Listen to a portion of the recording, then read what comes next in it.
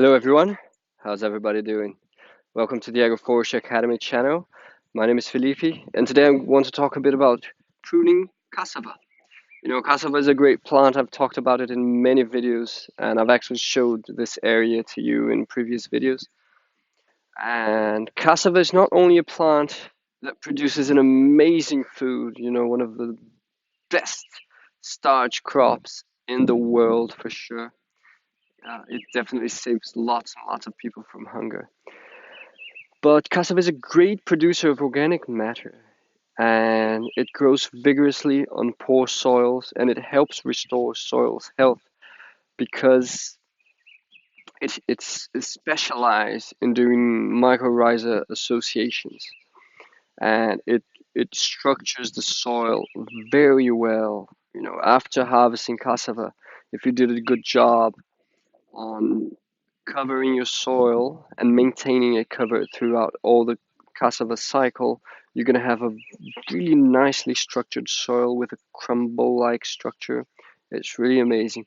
Cassava has a this um, it is known as a plant that depletes the soil and that leaves the soil compacted, but that's not true at all. It's not cassava that does that. It's the management that people give to it. And it goes for any plant or animal for that matter. People tend to point the finger to specific species. That's a bit redundant, right? Specific species. But anyway, specific species and say that they degrade the soil or the ecosystem. So, eucalyptus, cows. People love to say that these species they degrade the land, but the fact is that the management that we give to them degrades the land. So cassava is the same thing. It's an amazing plant that restores soil's health, but since in conventional planting cassava needs to be weeded lots of time, up to 5 times in a cycle of 9 to 10 months. And they do it with a hoe. And weeding with a hoe 5 times a year does nothing but to completely degrade and compact the soil. So you can see the system behind me. It looks pretty nice. We've got lots of castor beans as you've seen before. Let's change the camera view. So you can see here cassava was pruned, right? It's resprouting. It was pruned a couple of times. Um, it's not my main crop here, bear that in mind. I'm much more interested in the pineapples, which are bearing fruit right now. So you see, I had to manage cassava and the castor beans for that matter in order to allow enough sunlight for the pineapple to bear fruit. Although pineapple is a low layer plant, meaning it um, thrives under the shade, um, it cannot be completely shaded as it is right now. So in fact, now we're going to go and prune these castor beans again. The cassava itself right now is not producing so much shade because it has recently resprouted, and the last prune that we gave it was in the beginning of winter, about 2 months ago. And at this moment, it doesn't sprout so vigorously anymore. And now winter's almost in the end. In 3 weeks, it's going to be spring, and temperatures are rising, and we can definitely prune cassava again, and it will give a nice resprout. And I'm still going to harvest it, but it's going to take a while. The cassavas that weren't pruned in the other part of the system, we've harvested them with 7 months of age, 7 to 10 months, and these ones will take longer because they were pruned. And once we prune, we take out the photosynthesis equipment of the plant, and it takes longer to produce so much starch. But we're really happy with the pineapples that are coming. And you can see there's lots of prickly pear and lots of trees coming up. I mean, we've got bananas over there. There's a yellow acacia. We've got I think I can see Lucana over there. If I'm not wrong, over here we had some mango trees, and over here we've got that urucum, which is Bicha oleracea, that plant that gives this bright red color.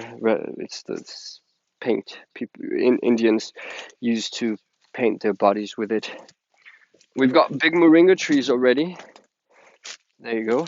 Check it out. This one is already my height, pretty much 170, 180 almost my height. We've got a leucaena, nice and bright here. Check it out, brother. And cassava was the mother of these species. It created that first nursery condition, that first shade. It enriched the soil biologically, which is important for these plants. And we've got, this is acai, and we've got bananas and all the pineapples over here. These pineapples don't look very, very good, but they will bear small fruits. But these pineapples produced organically in agroforestry systems, they just taste sweet as honey. It's just amazing. Let me give you a nice view of the rest of the system. This part here is, you can see that it's not so dense.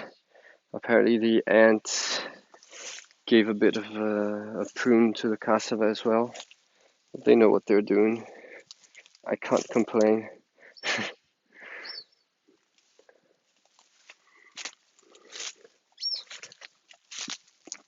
Over here, this is the part that wasn't pruned. You can see that they're not pruned at all, only by the ants. And then these ones we've been harvesting. I've showed in other videos the harvest. You can see here the proof. And prickly pear here looks really beautiful. This is a different species. This is a species that works better for us here. It's the smaller one, which is this bright green. There's the other one, the big one, which is kind of bluish or grayish. It doesn't work so much for us here. It likes drier regions. Over here we've got about 1,000 millimeters. So that's how it goes. If you've got over 800 millimeters, go for the smaller prickly pears. If you've got below 800 or 700, you can go for the big prickly pears. So that's it. I'm not going to take too long here. I just wanted to show this to you because it looks pretty awesome. This looks like a crotalaria. And yeah, groovy. I'm eager to harvest my pineapples here. And I'm going to keep on pruning cassava. So the cool thing about cassava as well is that it's so easy to multiply. So once you have one plant, you can just keep on multiplying it forever because it grows by the stem, right? You just get a piece of the stem and plant it. And it's great when you're planting a seedling. You create this nest for the seedling and you manure it and everything. Just stick a cassava stem on the nest in order to produce this nice little shade for the young seedling. It's great to create the young seedlings, cassava. I mean, it's just a great mother to forest plants, and it accepts pruning, so you can manage shade very well when you've got crops in the understory, like I've got the pineapple here, or if you've got yams or sweet potatoes and turmeric, or I didn't mean yams, I meant taro. Here in Brazil, the names they get confused a bit. So taro, it's an understory plant. Cassava is a great shade for it because you can manage the shade. You can prune it when it needs more light. And yams, on the other hand, you can use cassava as a climbing trellis for it. It works amazing. We had a few yams plants here, and they were just happily climbing on the cassava, and we harvested nice yams. So plant cassavas, guys, and prune cassava. So keep it pruned, This is Felipe for the Agroforestry Academy signing out. If you haven't yet, make sure you subscribe to our newsletter, and I'll catch you in the next video.